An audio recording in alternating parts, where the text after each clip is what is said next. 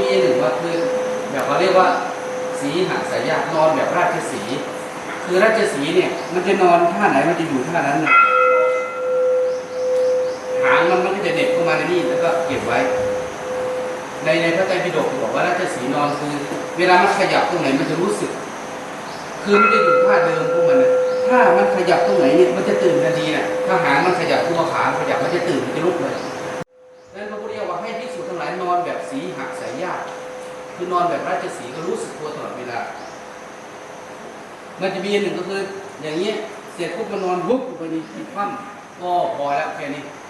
อย่าบอกคนมันลงไปตรงนั้นแล้วก็เลยไปเลยเนี่ยไม่เอาอันนี้พอมันลงไปปุ๊บหัวคว่ำเอายุบพอเรียกว่าสีหสายญาติคือมันงึบแล้วลุกทันทีสีหสายญาติเนี่ย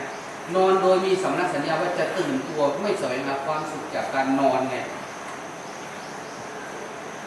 เขาเรียกว่าสีหสายญาติ